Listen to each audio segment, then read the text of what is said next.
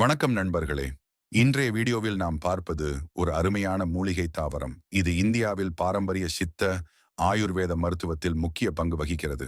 இந்த தாவரத்தின் தாவரவியல் பெயர் விதானியா சாம்னிஃபெரா ஆகும்.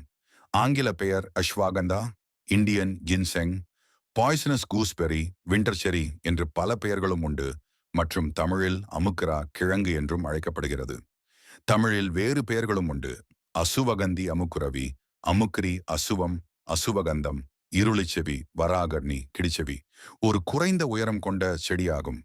இது இந்தியா, மத்திய கிழக்கு நாடுகள் மற்றும் சில ஆப்பிரிக்க நாடுகளில் பரவலாக காணப்படுகிறது. இதன் இலைகள் அகலமாகவும் முட்டை வடிவமாகவும் இருக்கும். பச்சை நிறத்தில் மெல்லிய கூர்மையான வழுக்கை மேற்பரப்புடன் இருக்கும். இதன் மலர்கள் சிறிய அளவில் சுண்டைக்காய் போன்று வடிவில் இருக்கும். இதன் பழங்கள் சுண்டைக்காய் போன்றிருக்கும். ஒவ்வொரு பழமும் மென்மையான ஒரு அடர்ந்த கவரில் மூடப்பட்டிருக்கும். பழங்களின் உள்ளே பல சிறிய கதிர்நாயம் வடிவ விதைகள் காணப்படும். விதைகள் மஞ்சள் நிறத்தில் திரிகோணம் வடிவத்தில் இருக்கும். இதன் மருத்துவ பயன்கள் என்னவென்று பார்க்கலாம். அஸ்வகந்தா வேர்கள் மற்றும் இலைகள் மருத்துவ பயன்களுக்கு ஏற்றவை. இது பல நன்மைகளை அளிக்கிறது.